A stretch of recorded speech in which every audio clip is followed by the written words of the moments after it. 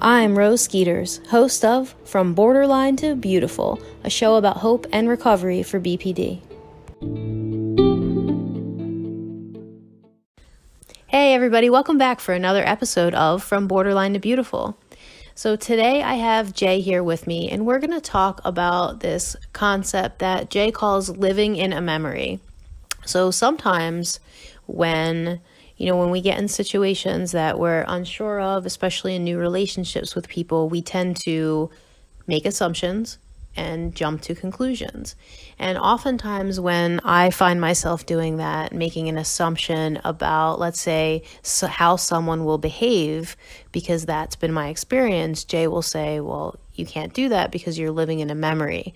And I just think it's a really brilliant concept. It's something that I bring up in individual coaching sessions. So I wanted Jay to take some time and explain what he means by that to you guys.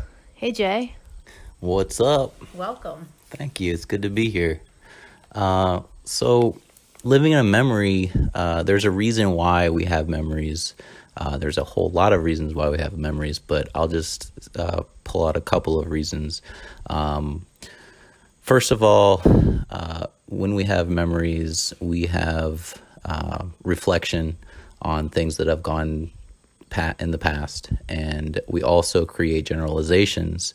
An easy example of a generalization is you learn how to tie your shoes, and then you get a new pair of shoes. You don't have to relearn to tie your shoes because it's the general idea that if you have laces, you lace them up the same way with each pair of shoes that you get, should they have laces. The problem with creating generalizations in people is that, we tend to create generalizations based off of an experience that we've had, and we just rerun that experience that we have over and over and over in our heads like a loop. So, an example would be somebody that's afraid of dogs. They could have had a bad experience of a dog or heard of somebody having a bad experience of a dog, and it was scary for them. And so whenever they encounter a dog, that loop just starts to replay itself over and over and over again. So the generalization is that, all dogs are bad or all people are bad if you are talking about a relationship dynamic. So in terms of the relationship, it's not a good idea to create generalizations of people because obviously everybody is different and your experiences will always be different with obviously the diverse group of people that you're interacting with or you're relating to. So creating generalizations of people is just living in a memory based off of an experience that you've had in the past with someone.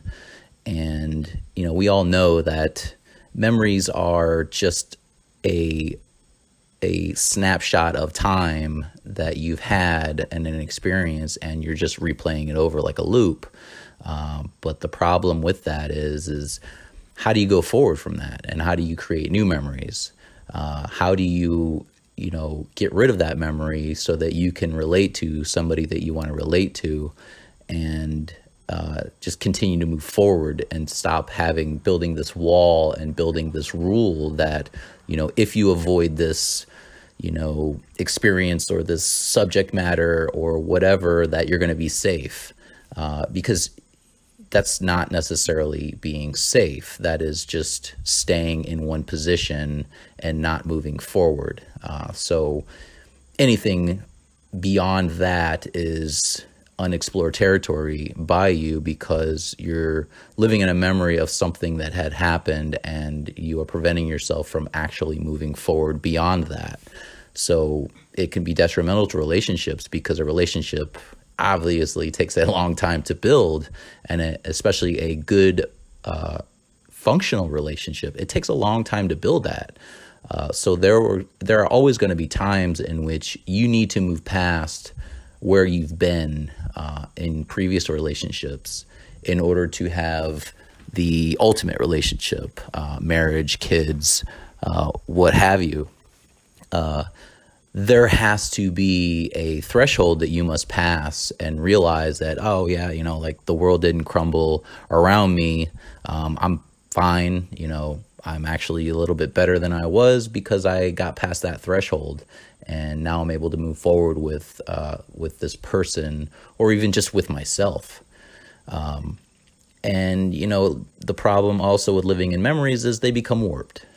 You can think of, if you've ever thought about your school that you went to when you were a little kid, and then you've gone back to visit that school, and you think of the gymnasium or the cafeteria and how big it was, and then you go back to that school and you realize, wow, this is not that big at all. But to me back then, it was enormous. So memories are warped, and they are not going to be a true depiction on what's happening now. The same goes with people. You can go away from somebody and think of them and remember them, but you're only going to remember them within the confines of how you last saw them and your last interaction with them. And so when you actually it comes time to go and see that person, they will obviously be a little bit different, and that will be noticeable to you. So those are just little keys of, pros and cons of having memories, and the obvious cons of living in memories, trying to go forward in a relationship or relating with just people in general. That can really be a big deterrence. Yeah, that's such a good point. You remember when, it's like when we try to go back and watch movies that we thought were really awesome Exactly. at the time. Movies, they were awesome at the time, but when you live in a memory, what you don't realize or take into consideration either is your own emotional growth. And oftentimes, a lot of people will say to me, well, I know that the person's going to do the thing that they think they're going to do, right? Like, I know that that's what's going to happen. Well, I just know, because that's what always happens. If you find yourself predicting the behavior of the person that you're in relationship with based on memories that are warped, like we just talked about, because we're different people, we grow over time, things change, we see the world differently in that time of development and growth, then what you end up doing is setting the person up and yourself in the relationship to fail, because you're not moving forward and creating new memories with those people. So when you start to live, when you start to recognize that you are living in a memory, what's one thing that people can do so that they can stop making assumptions and start to create new memories? Because that's a scary threshold, right? So what do you advise that people do? Well, the thing I run into quite often with coaching clients is they say that's always how it happened. And then I ask them, well, how many times has it happened? And a lot of times the answer is once. Yep. So if it happened once, it doesn't mean that it's always happened that way, unless that's your only experience in it. Many of my clients choose to ignore the times that it didn't happen, because those times don't really stand out to them. They didn't hurt, or they didn't, disrupt them in any type of way. So they are banking on the worst case scenario, which is fine, but you have to take that for what it is. That's worst case scenario, and you should have a plan for worst case scenario. To not have a plan for that is, that's setting yourself up. You're setting yourself up to become a victim all over again, just to re-loop that memory. So that way, you were right, and you were right all along. And so now you're comfortable because you were right, and, you're back into a, either being alone again, or because you can't trust anybody, or, in a dysfunctional relationship that has a lot of, oft limit subject matter, or, just things that you just can't, connect on. Yeah, it's just so true. And, I think, well, as you were talking, one of the biggest things that I remember you telling me is, one thing that coaching clients and talk to me about a lot is being in relationships and like worrying that the person's going to cheat on them or lie to them or blindside them in some way. And then, looking out for that behavior. So rather than actually being in a relationship, constantly waiting for the person to leave you or hurt you or cheat on you.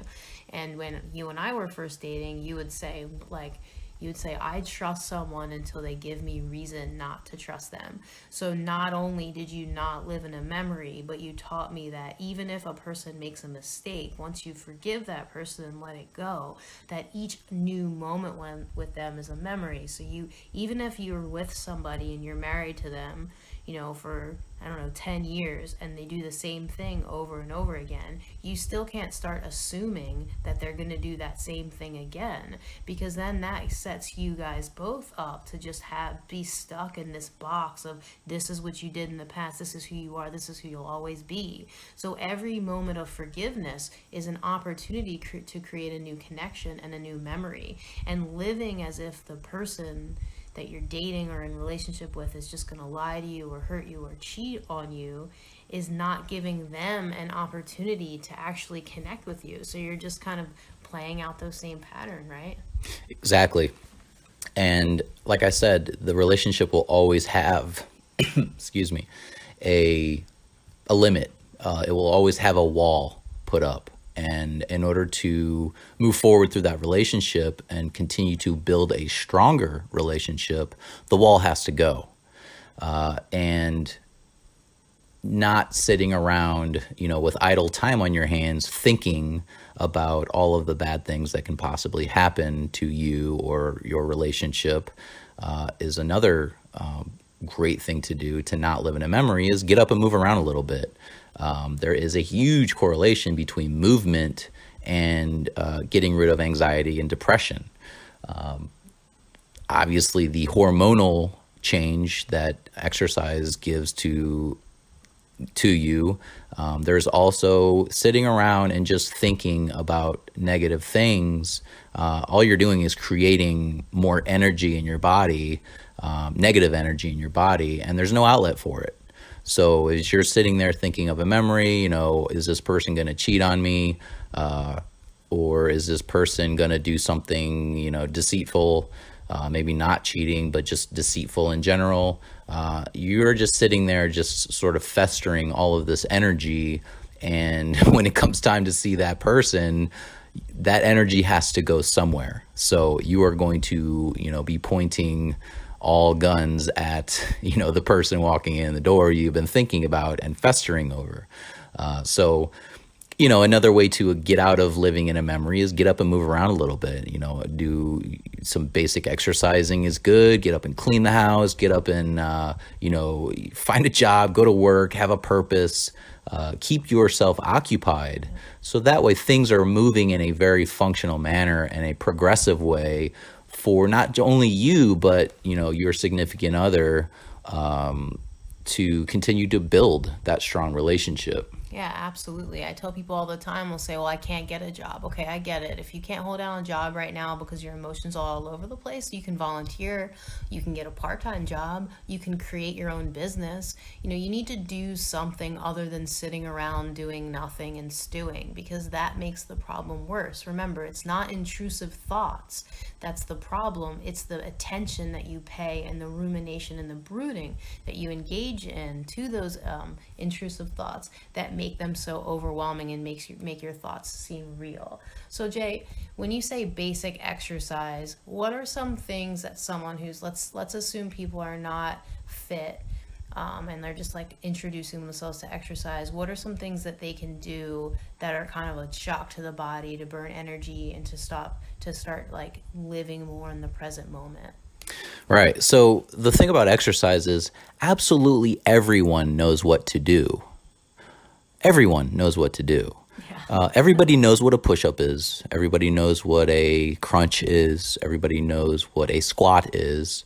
Everybody knows what walking does, running.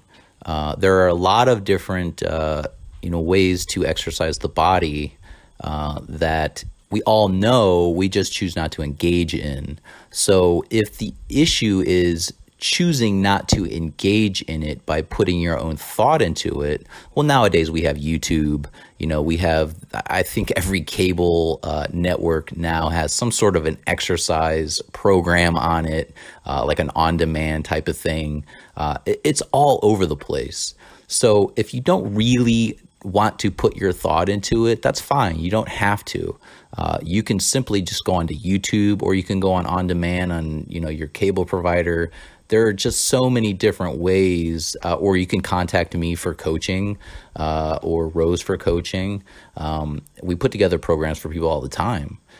So it's just, you have to find something that you're willing to do, and that what you are willing and what you're not willing to do, and then start to engage in that behavior. And then that will start to build onto other things.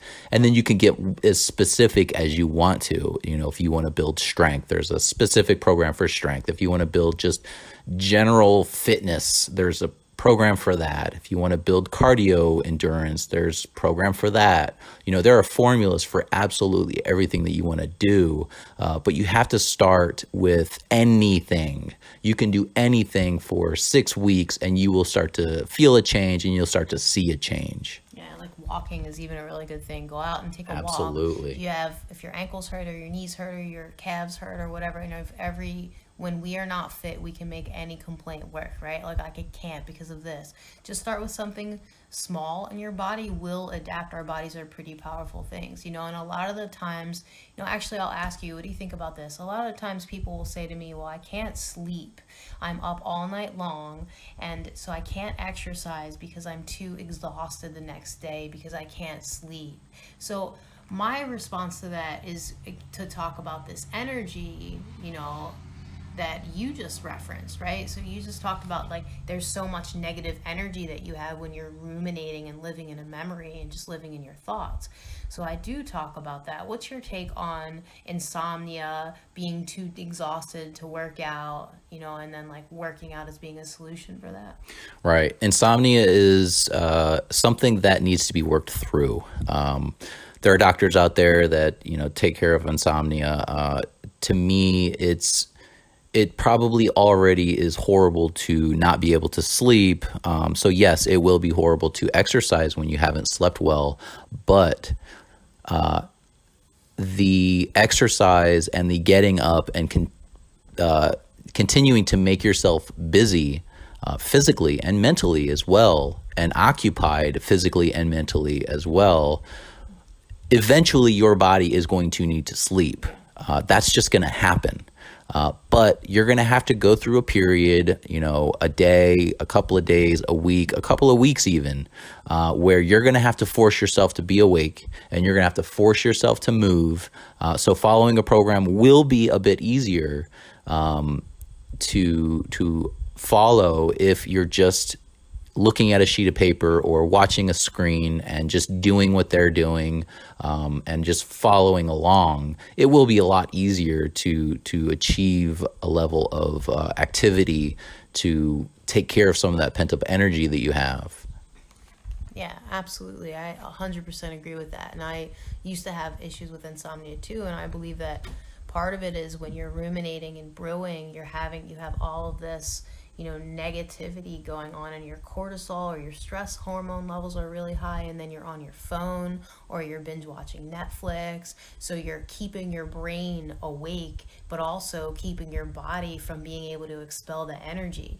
And so, you could go the medical route for insomnia and take a medication, but I think it's probably a good idea if you're looking at really, if you're listening to this podcast, let's be honest, the stuff that we say, it's hard stuff. We're asking you to leave behind this one life, follow this other path of making choices to get the life that you want. So if that's who we're talking to, well then don't take the sleeping pill.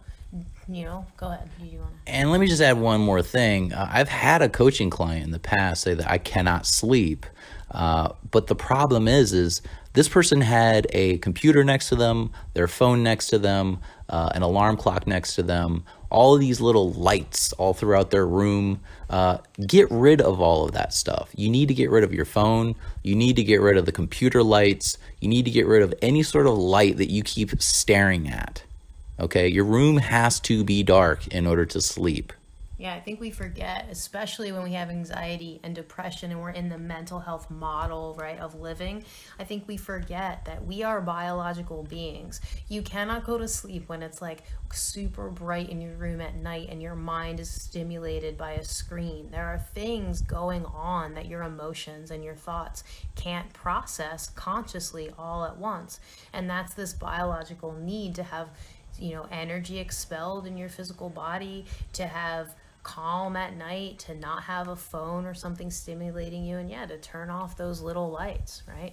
Think about what you're doing. There are two roads to get everywhere. You can go the easy route and take the trazodone or take the sleeping pill, and that's fine. I respect that for a certain amount of time if you need to do that, but the other way is also going to work for you. It will just be more, difficult. But things that are more difficult are often more rewarding. You won't have any of the side effects of those sleeping medications. So to not live in a memory, to not have anxiety, really one of the key themes it seems like we're talking about here, Jay, is movement, and also committing to trusting your body and to trusting yourself and really pushing past these things that you think that you can't handle, right? Absolutely. And just one more thing to add on, sleeping pills doesn't necessarily mean you're going to get good quality sleep.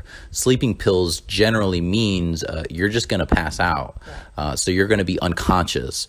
Being unconscious and actually getting that good sleep architecture is two different things. So people that are on sleeping pills, they need the sleeping pills to make themselves unconscious. But getting hooked on sleeping pills is a slippery slope, and a lot of people are on it right now. Yeah, absolutely. That's such a great point that you make. I love that. Yeah, and so, we kind of bounced all over the place today, talking about not living in a memory and talking about, insomnia and fitness. And we can go on and on and on, because really the reality of the lifestyles that we have learned to live and what we're trying to teach you guys to recover is that this is you have to look at a big picture. Like, this is your whole life. So if you continue to sit and brood and ruminate and not move your body and stay up all hours of the night and live in a memory and make assumptions and jump to conclusions, then that is going to be what you continue to do over and over again.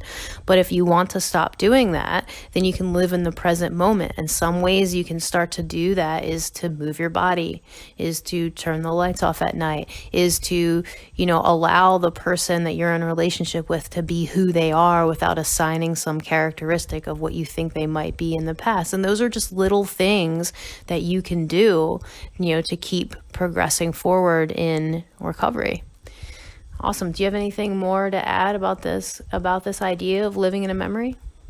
I don't think so. If you have any questions, obviously feel free to write in. Yeah, absolutely. All right. Thanks, Jay. This is a brief one. Thank you. Awesome. Thank you.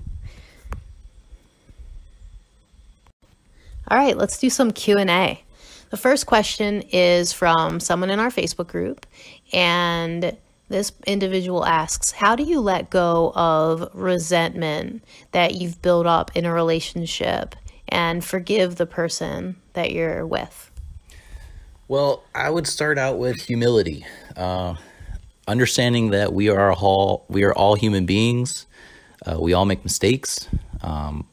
So whoever you are trying to forgive or whoever you are holding resentment toward, understand that you have done things as well to maybe this person or to other people or even to yourself. So you have had to have been forgiven at some point in your life. So now it's time to practice that, and understand that there is a universal law that everything that people do is meant for a positive intended result.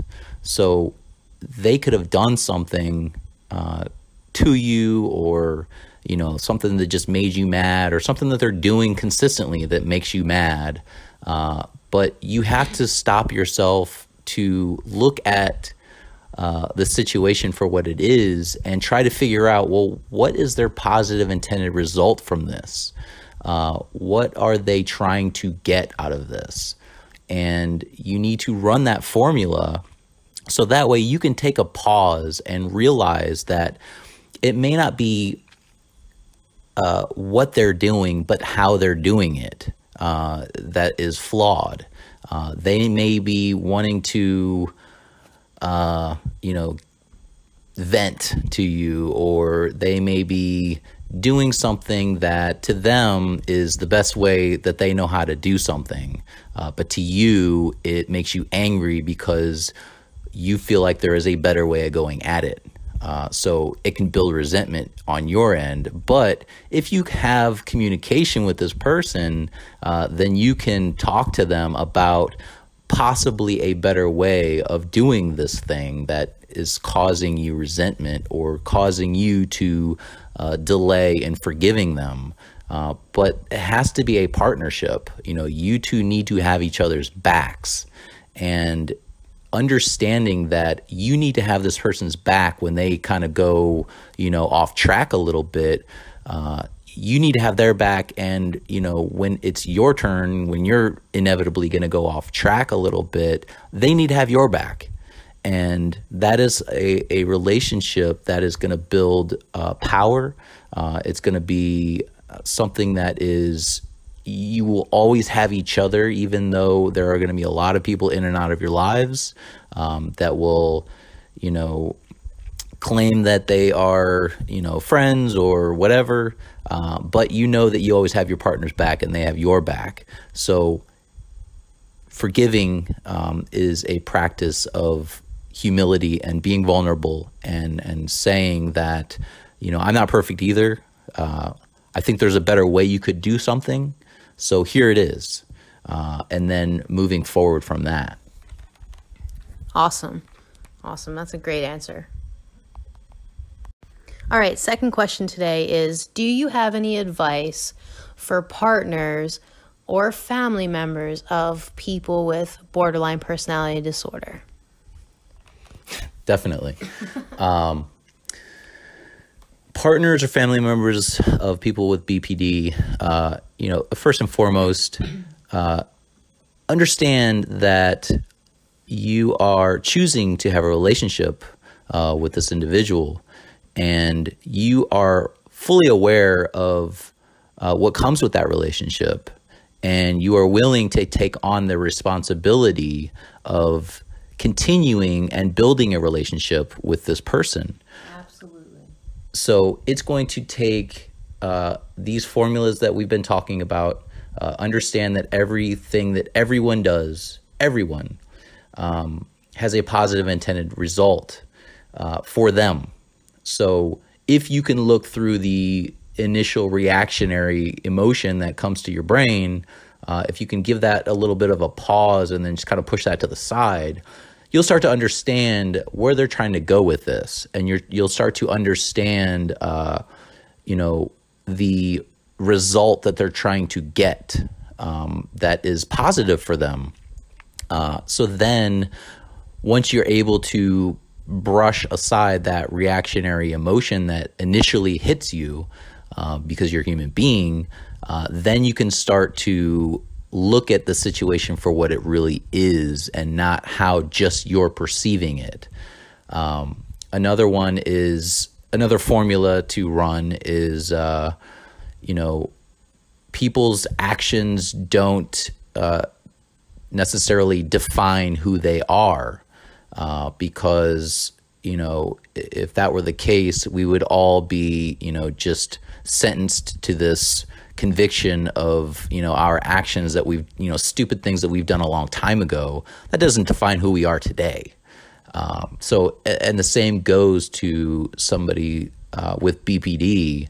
Their actions don't define who they are. It's just they have a flaw in how they're going about doing things. And that's the same as the positive intended result. They want the result, but you may see a better way of getting to it. Earlier I talked about tying shoes. You look at a small child learning to tie their shoes. Well, they are freaking out because it's hard to tie your shoes. It's hard to learn how to tie your shoes. It's it's an abstract concept, and then you're taking, dexterity. There's all sorts of things that make that difficult for a child. So you swoop in and you kind of show them and guide them a better way of doing it. You don't just yell at them and get mad at them and then, don't teach them how to tie their shoes, because it's not functional. So understanding those formulas and, getting beyond that initial emotional reaction that you may have is going to be a major contribution to the relationship and maintaining that relationship. Yeah, absolutely. That is so true. And, for me and you, because we both work, Jay does coaching with individuals that, are partners with people with BPD. And, the same goes for me. And I think that's something that's really important. It's in your initial reaction, if you know that your partner has BPD, may very well to be like, well, you have BPD. Are you ever going to get any better? Is this ever going to change? That might be your initial reaction, and that's fair because we're hard to deal with. Let's just be honest when we're having those moments. But if you can push that aside and you see another way, help them see another way. Because I'm sure, how many times have you heard your partner go, I'm not trying to. That's not what I'm trying to do.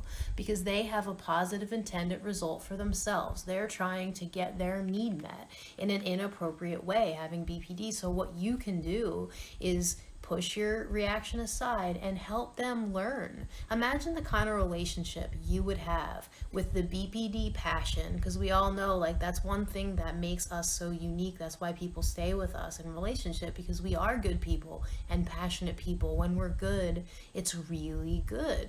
Right? So imagine how great your relationship would be if you were helping teach your partner these appropriate behaviors so you guys could have each other's back. Even though it's frustrating and it'll take repetition, just like that child tying a shoe, at the end of it, you have this light at the end of the tunnel, which is a very deeply connected relationship, right? Yes, absolutely. And the more you can do that, the better the relationship gets. As I had mentioned in the previous question, it's about having each other's back. If you're choosing to have a relationship with someone with BPD, that doesn't mean that, BPD is going to just be within everything that happens in your relationship. The only time you really recognize BPD is when it's going badly. When things are good, you're not really thinking of BPD. When things are bad, all of a sudden it's like, whoa, this seems a little bit worse than what it should be. So it's important to both partners to take a second and realize that. And if one person is not realizing that, enlighten them, have their back, let them know what's going on. And, if they are not receiving it well, then at least you told them once. My thing is you don't have to listen to me. I just need to tell you this one time so that I've said it. I've said it, and because I am obligated to say that, because I told you, I took an oath that I have your back no matter what. So you may not like what I have to say, but I have to say it once. So that way, I've said it, it's out there, and we can talk about it, and we can move forward. Yeah, that's awesome. Thank you so much, Jay. My pleasure. So if there are people out there listening that want to schedule a coaching session with you specifically, how do you want them to contact you? You can contact me through our website. You can contact me through jay@thriveonlinecounseling.com. Or you can call Rose. You can call our company number. Yep, 844-984-7483 or 844-9-THRIVE. And just leave a message. So I know my voice is on the voicemail, but you can leave a message and say that you want to work with Jay, and we can schedule for you we can schedule for you that way. Jay's schedule is not online yet because we're just not there, but a lot of people have been asking me how to get in touch with you. So I just want people to know that you can help, you will help, and they can reach out. Absolutely. Reach out at any time. Yeah, for sure. All right, awesome. Thank you. Thank you.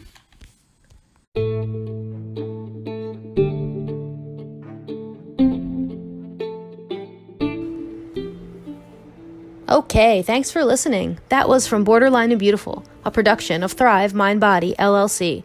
online coaching that helps frustrated individuals, resentful couples, and disconnected families navigate through tough times. Visit us on the web at thriveonlinecounseling.com. If you like this show, remember, you can hear it on Anchor or Apple Podcasts or Pocket Casts or any app that you use to listen to podcasts. Subscribe to get a new episode every Monday. If you want to get in touch, you can leave me a voice message. Some of you had some comments and questions from the last episodes, and I'd love to hear whatever questions you have too. Just download the Anchor mobile app, search for From Borderline to Beautiful, and tap the message button to send me a voice message. We'll have all those links in the show description. Okay, we made it. Thanks again for listening. I'm Rose Skeeters, and I'll be back next week with another episode of From Borderline to Beautiful. Talk to you then.